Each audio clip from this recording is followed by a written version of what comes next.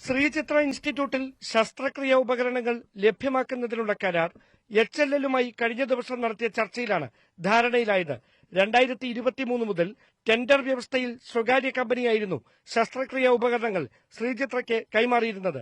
എന്നാൽ 2 വർഷത്തിനിപ്പുറവും ഒരേ നിരക്കിൽ സർജിക്കൽ ഉപകരണങ്ങൾ കൈമാറാനാവില്ലെന്ന് കമ്പനി നിലപാടെടുത്തതാണ് പ്രതിസന്ധിക്ക് വഴിവെച്ചത്. ഇതോടെ കഴിഞ്ഞ 3 ദിവസങ്ങളിലായി നടത്താൻ നിശ്ചയിച്ചിരുന്ന 15 ശസ്ത്രക്രിയകൾ മാറ്റിവെച്ചു.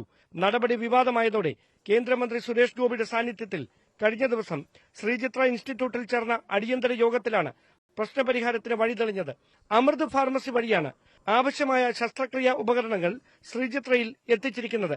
കമ്പനികളുമായി നേരിട്ട് കരാറിലേർപ്പെടുന്ന മുൻ രീതിക്ക് പകരം HLL-നെ ഇടനിലക്കാരാക്കി സ്റ്റെന്റ് ഉൾപ്പെടെയുള്ള ശസ്ത്രക്രിയാ ഉപകരണങ്ങൾ ലഭ്യമാക്കുന്നതിനാണ് ധാരണ.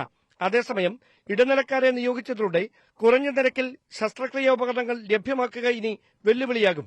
ഉപകരണങ്ങൾ ലഭ്യമാകാഞ്ഞതിനെ തുടർന്ന് മുടക്കം വന്ന ശസ്ത്രക്രിയകൾ മുൻഗണനാക്രമത്തിൽ ഈ ആഴ്ച തന്നെ പൂർത്തിയാക്കാനാകുമെന്ന വിലയിരുത്തലിലാണ് അധികൃതർ. അതേസമയം ആശുപത്രി പരിസരത്ത് കഴിഞ്ഞ ദിവസമുണ്ടായ അപ്രതീക്ഷിത പ്രതിഷേധങ്ങൾ കണക്കിലെടുത്ത് ശ്രീചിത്ര ഇൻസ്റ്റിറ്റ്യൂട്ടിന് പോലീസ് സുരക്ഷ ഏർപ്പെടുത്തിയിരിക്കുകയാണ്. ന്യൂസ് 18 തിരുവനന്തപുരം.